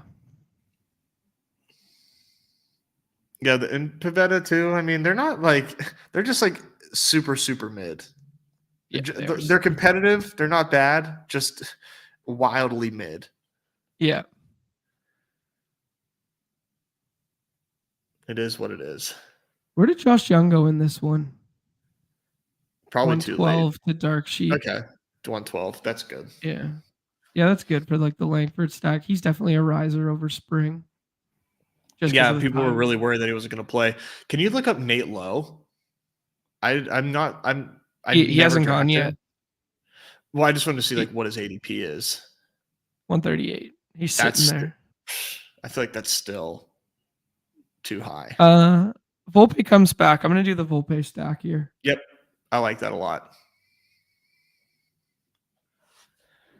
I did want one of the Cubs guys to come back for the Morel thing, but too bad. So sad. I wonder what we got a couple of Red Sox dudes in the chat. Sedan Rafaela, is he playing in the infield, and are you excited about his defense? Is that he seems like uber athletic. So Ooh, Perez. Wow. We got a little bit of Yuri Perez bullish news. Like he started throwing again and whatnot, but that's early for Perez. yeah, man, I'm not taking him. Yeah, my bags were packed already. Like I had like 18% or something. So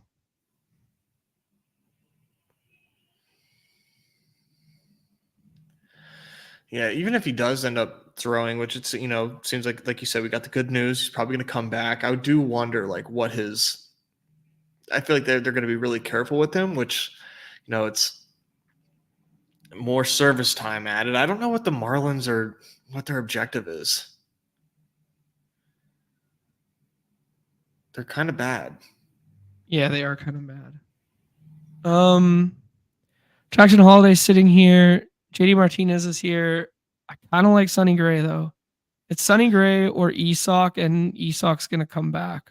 Yeah, I would. If those are your options, I would choose Sonny Gray.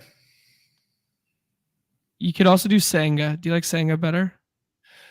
I'd worry about Senga, man. They're nobody really knows when he's coming back, but they were saying like sometime in May. Yeah. You're pushing 60 day at that point. Yeah. There's our buddy in Threas. I think him and Cole wind up on the 60 day, and I'm not sure that's terrible news. I think that's just kind of like the expectation. Damn, Inthrius just found out. Fuck. Rip. Sorry, bro. Tried to ping. Yeah, I don't even know how you finish that up. 695. And of course, you guys are screwing it. Sorry, brother.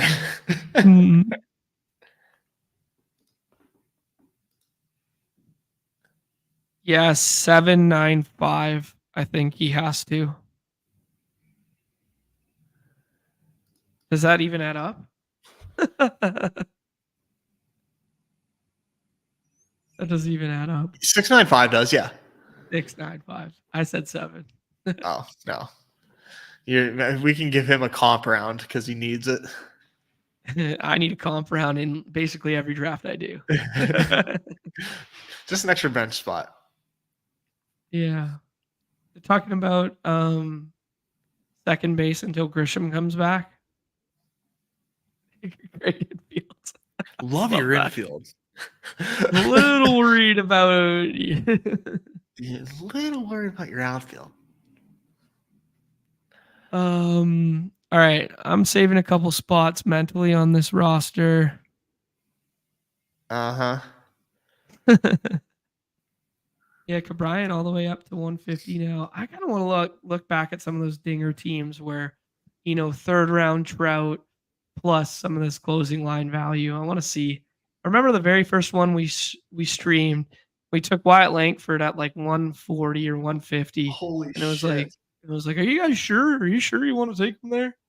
Holy shit, dude. I think it was pretty. Wow. I need to look back at that. Yeah. That's nuts. Are they just in order? Yeah. Yeah. The bottom will be your first. Okay. I'll do it in a second here. Let's treat this one seriously just because we have one bullet for a second. Yeah.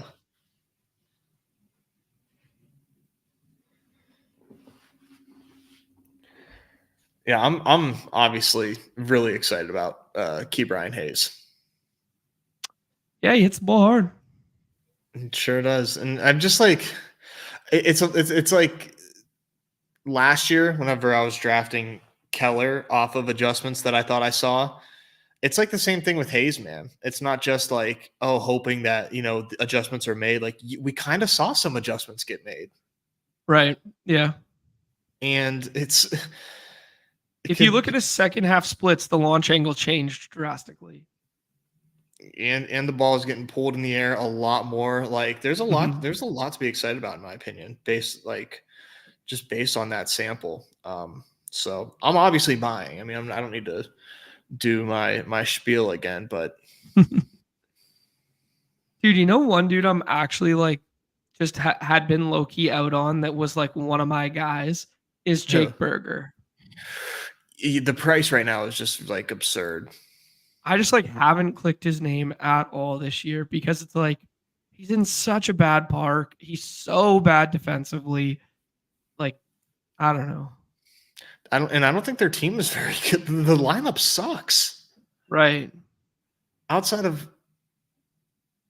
like Yeah, Jazz, Bell, and yeah, dude, Jazz, why can't Berger, why can't I think of Arias, Brian Arias? De La Cruz, Yeah. I have no Jesus Brian. Sanchez. Yeah. Former 101, wasn't he? Jesus. Yeah.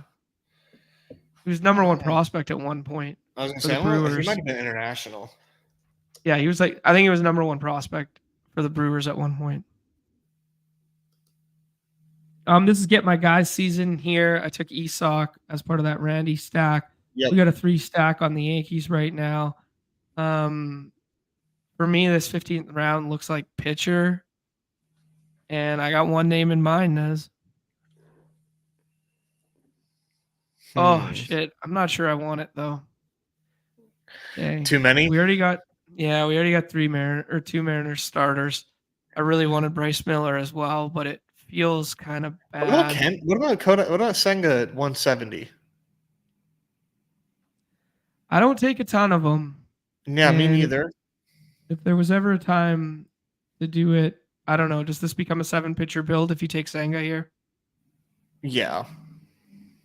All But right. you can wait for or not Senga, you can't wait, but that 7th pitcher, just take whoever. And we got guys. Yeah, I mean, they were worried that we couldn't scroll. I'm scrolling these next 3 picks, 4 picks. I have 4 of these next 5 picks mentally picked. I know you do. Solo shot, baby. And they're all scrolls. Yeah, what do you think about the Jared Jones making opening day? Oh, dude, I love it. He's legit. He has really, really impressive stuff. All the pitching nerds, Nick Pollock, like love him because he's got a good mix of secondaries and he pumps 100. He's very, very good. So I'm really excited. And it's bullish for the outlook of the Pirates that they are not manipulating the dude's service time and calling him up because they need him in the rotation bad. Skeens is in AAA, not too far away either, but they're going to really try to wait as long as possible for him. Yeah, if they get off to a hot start, you could see both of them in the rotation June? Yeah, I think June is realistic. With some 5-inning starts in AAA, just keeping him as fresh as possible, and then you would see Keller, Jared Jones. I'm blanking. Skeens, of course. Rip Bailey Falter.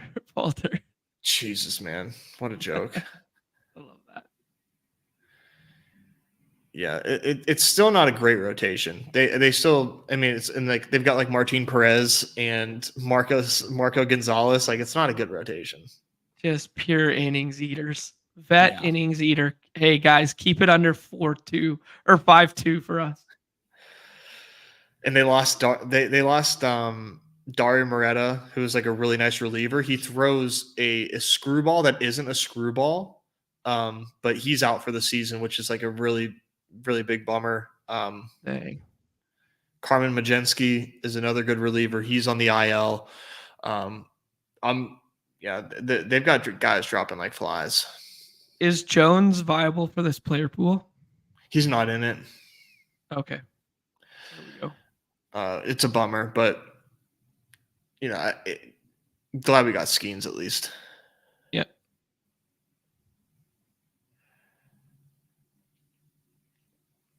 I'm looking at I have my last pick in a slow draft here. Do I just keep doing the Matt Wallner thing?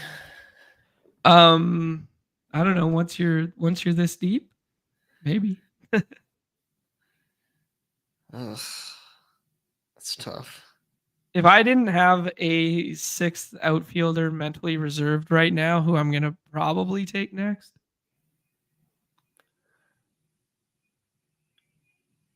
So how many players do you have like in your mind marked off already? How many spots are open for? I don't know, because these are like some pretty good. Like, to add Rizzo to this and make it a 4 Yankee stack's pretty good. To add Berger to Jazz is pretty good too. So like my plans might be getting thrown out the window here, but you don't need Berger, man. No.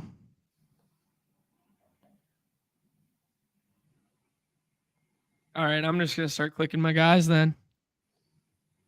You already know who this first one's gonna be. Who's gonna go first? I'm gonna take the outfielder first. Okay. I wonder if everybody else knows what's coming. Everyone knows what's coming. Mitch Hanna goat, baby. Oh my god, that's awesome! Right away, let everybody know what's coming. 5 home runs in spring, baby. Here we go. We're getting back to that 39 plateau. Stay healthy, young man. Oh, man, a healthy Mitch Haniger, I think, is a really good value pick, but that's obviously asking a lot. But it is asking a lot. The point remains. Ooh, there's the Duvall stack with whoa. Yeah, the Duvall stack with Acuna. That's fun. That's probably good. I did that once or twice in whatever. I'm gonna do Polanco first. Man, I just think this like Seattle double and this Seattle triple of like, sure, they have like a bad home park, like just in terms of like good hitters on a decent contending team. Like, I don't even think this is like a homerish thing. Like, I just think they're going underdrafted in the dinger. I think you're onto something. Those guys are not bad. It's just like people, I think of that park and just get so scared. Yeah, for sure. But when you look at the lineup in totality, it's fun. Mm-hmm. But the other thing that's bullish about it too is their final week series in the playoffs is all on the road. Oh wow! Yeah, so that's their cool. last 11 games are on the road, I think. Wow. Yeah, it's I mean, not crazy good hitting parks because it's like Atlanta, Oakland, and St. Louis, but like all parks that when it warms up a bit, they play a little bit better to hit in. But yeah, compared also, to where they play. Right, compared to where they play, but also 3 conceivably bad teams at the end of the year that could be full tank mode. Yeah, they could be facing some really, really soft pitching. Yeah.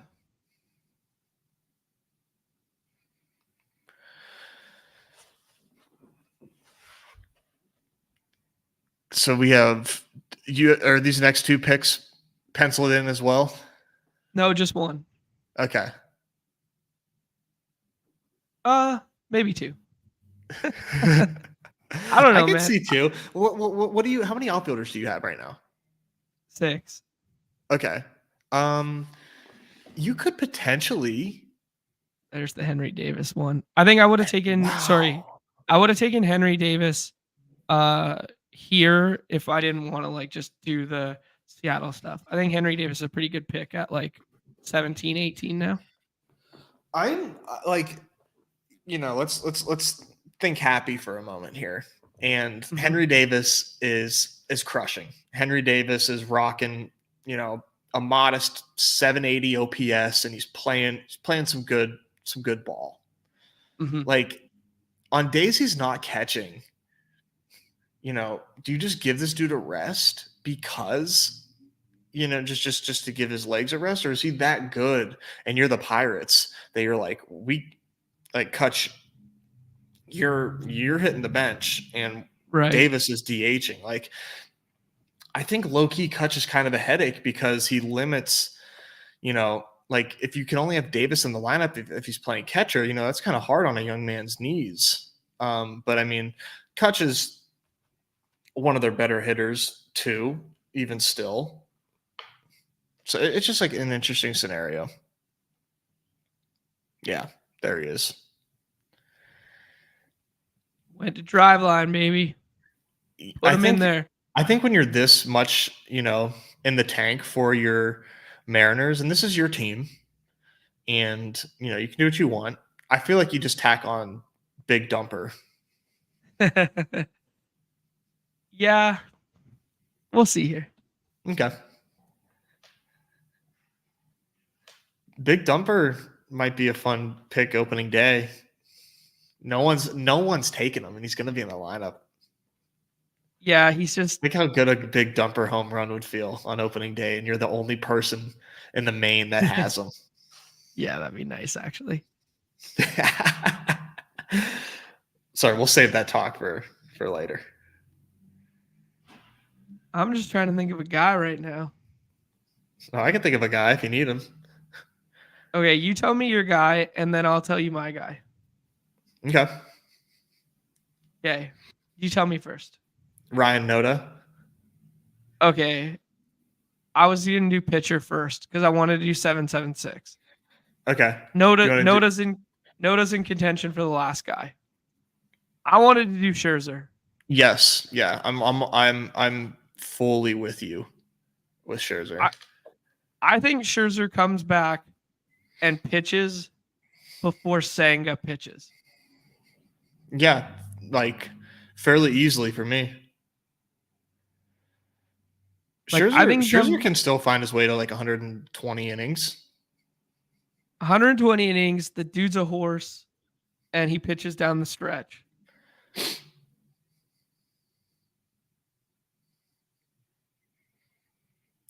I'm into it, man. Like, yeah, I don't buy this shit, Dark Sheep. Like, the guy doesn't have like a crazy injury track record. I know he's old. The dude's a dog, man. The price is just so right for Scherzer. I think there's people kind of liken Scherzer to Verlander, and they think of Verlander falling off, and they think that happened to like Scherzer. That didn't happen. Scherzer was way better than Verlander was last year. Right. Yeah. For fantasy.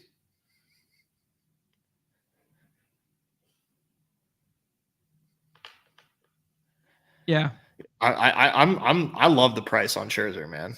I think, you can call it maybe it's, not a great data point, and I'm not saying it's infallible, but the fact that the Rangers haven't really, really bolstered in the rotation, I think is like kind of bullish for Scherzer, at least for the expected return of Scherzer. I don't think that means nothing as far as his health moving forward, but they clearly anticipate him returning sooner than later based on the fact that like they didn't add Gumby. They were just like, nope, we don't need my him. thought process with it is like, if we view this contest or like the Dinger as like a 2-week daily lens contest, right? There's like 15 pitchers on planet Earth that you would rather have than Scherzer getting one start in the finals.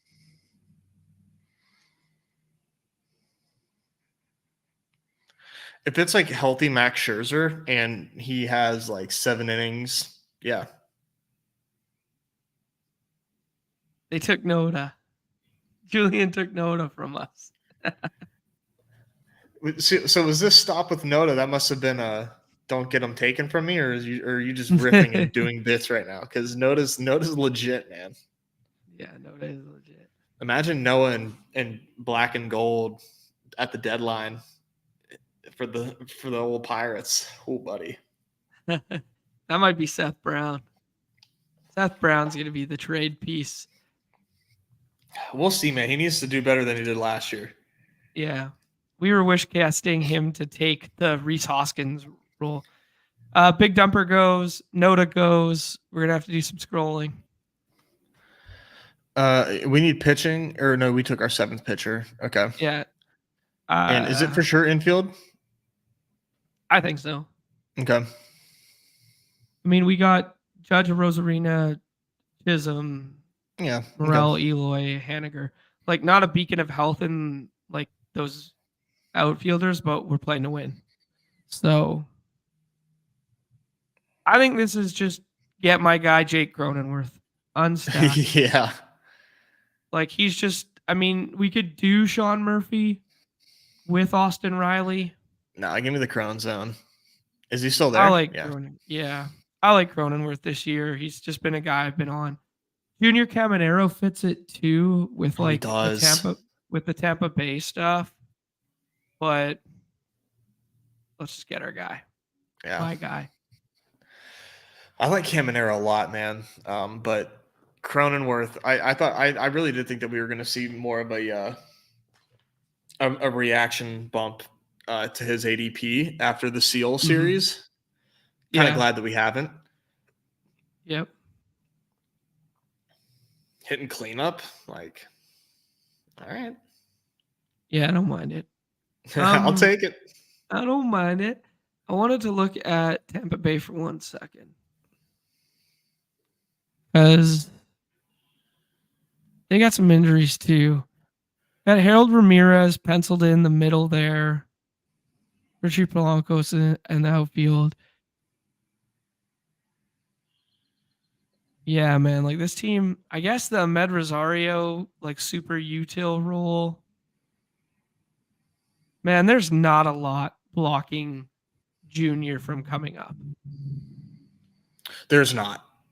Nope. And he's got so much power. I'm really excited about him. Who scores more fantasy points, underdog fantasy points this year? Jackson Chirio or Junior Caminero? I mean, on the whole, probably Churio, but I think per plate appearance, it won't even be close that it's Caminero. Right. I tend to kind of agree. I don't know. I mean, I don't know. I'm just basing this off of like what I can, and that's what these guys have done in the past in the minor leagues, and what scouting reports say, and like in their size, and like Caminero is a bigger body guy with more power. I just think that plays a lot better. Like my whole thing with Churio, dude, is like, is Churio going to hit 20 bombs in his rookie season in the majors? Maybe. He very well could. Very well could. Just doesn't walk a lot, and no one expects him to slug over like 415. So I mean, you really do need a lot of stolen bases there, which could easily happen. What about Jackson Holiday? Jackson Holiday or Churio? Or Churio? Or no, sorry, Caminero. Who scores more fantasy points this year on Underdog? Because one, you get an 8-round discount on. Yeah, that one's close, and and I think that kind of just says it all, right? It's like the fact that there's such a steep discount, and in my opinion, the range of outcomes are not that far apart. I think I would say Holiday. I think Holiday probably has the better chance of It just depends on like what these if the Rays are competitive.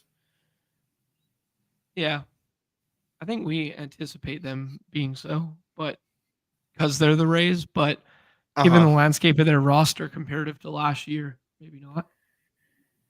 And given how much better Baltimore is. Right. The division is tough. That's a good question. That's a Yeah. really good one. I still, I mean, obviously excited about Holiday, but yeah, that's a tough one, man. Because Holiday is not a power hitter, but a good hitter regardless, in a good Yeah. lineup. And he might just sit against lefties too. Uh huh. Like he was 1 for 14 in spring against lefties, and that was their reasoning for sending him down. Yeah. Interesting stuff. All right, we'll talk some more baseball. Tons of baseball this week. Opening day. There was the solo shot, as you guys can see on the screen right now. 4 perfect games, 1 solo shot, and 66 dingers. I'm pretty proud of myself for that volume. I'm not gonna lie. And I still got like 5 to 10 dingers wrapping up, and then I'm gonna draft some more dingers tonight. And so's Nez. Nez is gonna come back 9 p.m. Eastern. He's gonna do his final 150th dinger live for everyone who is a Badge Brigade member. So be sure to come back and join Nez. I will try my best to hop in said draft alongside him too, so I can keep getting my dinger volume up here.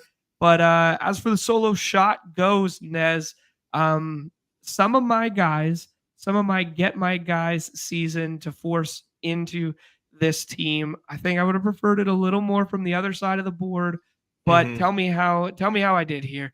We got a 7-7-6 with Castillo, Snell, Kirby, Darvish, and then 3 guys with big injury question marks in kind of descending order of how severity their severity in Sonny Gray, Kodasenga, and Max Scherzer.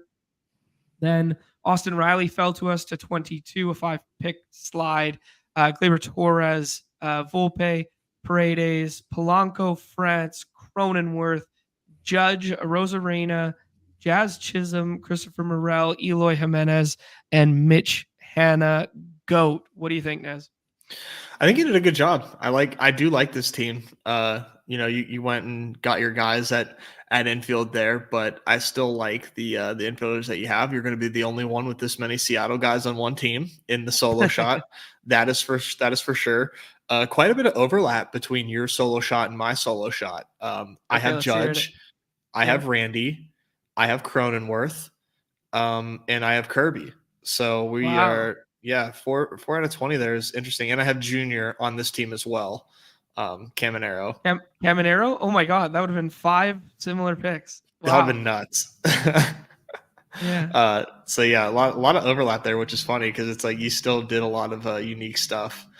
No, I like this. I think, like I said, to get unique and still have a good team built is good. And I like this rotation, man.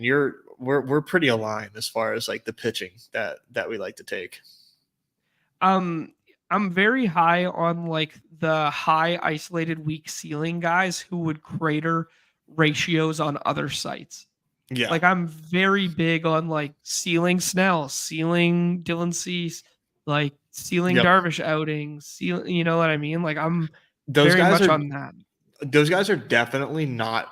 I mean, they are appropriately priced, but I agree. I just think that the ceiling, like those guys have, it's really like they're big K per 9 guys, and that's who I like as far as like shooting the ceiling on in this format. I just think it makes too much sense. Love it. Let's sauce the shit out of Pitch's team Okay. here. Oh damn, he was the start that I said I liked. Oh no! How are we gonna sauce this? Are we Oh my gonna God, we're really gonna love sauce this this? team. Oh No, this fuck! is so annoying. We're gonna like this team. Unsauceable.